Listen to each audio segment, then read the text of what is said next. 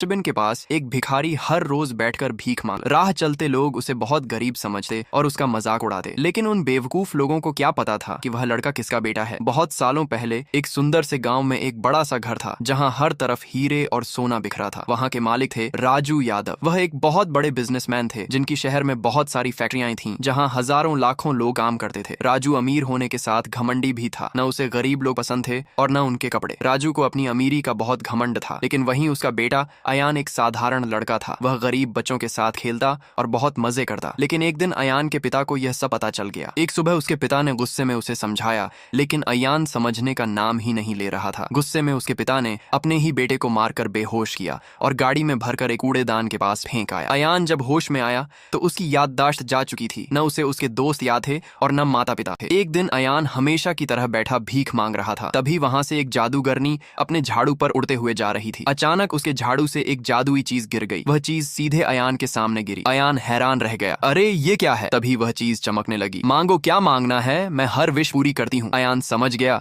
जरूर ये कोई जादुई चीज है। अयान ने धीरे से कहा, मुझे इतने पैसे दे दो कि कभी वो खत्म ही ना हो। अयान की बात खत्म होते ही वह चीज फिर से चमकी और अचानक उस पूरी जगह में दुनिया का सारा सोना प्रकट हो गया। अयान हैरान रह गया। अरे ये तो सच में विश पूरी करती है। अयान ध्यान से उस जादुई चीज को देखने लगा। तभी उसके मन में एक भयानक आइडिया आया। उसने उस जादुई चीज को लेकर गांव के गरीब लोगों को देखा। दोस्तों, अब इस दुनिया में कोई भी गरीब नहीं रहेगा। लेकिन तभी अयान ने धीरे से कहा, चलो अपना जलवा दिखाओ और दुनिया के हर आदमी को अमीर कर दो। अचानक वह चीज फिर से चमक उठी और पूरा गांव पैसों और हीरों से भर गया। हर गरीब अब अमीर बन चुका था। लोग हैरान थे और खुश भी बहुत खुश था। लेकिन एक आदमी था जो बहुत उदास था, अयान के पिता। उनकी फैक्ट्री पूरी खाली हो चुकी थी। न कोई वर्कर और न कस्टमर। अयान की विश की वजह से सब पैसे वाले बन चुके थे और काम छोड़कर चले गए। राजू यादव को समझ नहीं आ रहा था। तभी वहां एक आदमी भागते हुए आया और उसने राजू यादव को सारी सच्चाई बता दी। राजू गुस्से से पागल हो गया। क्या ये सब मेरे बेटे ने ही किया है? उस शाम राजू उस गांव पहुंचा। वहां अयान सबकी विश पूरी कर रहा था। राजू ने जब यह देखा कि अयान के पास एक जादुई चीज है तो उसके दिमाग में उसे चुराने का आइडिया आया। उस रात पूरे गांव में शांति थी। तभी राजू यादव वहां आया और उसने धीरे से अयान की वह जादुई चीज चुरा ली और भाग गया। लेकिन अयान वहां बैठा सब देख रहा था। उसने अपने पिता का पीछा किया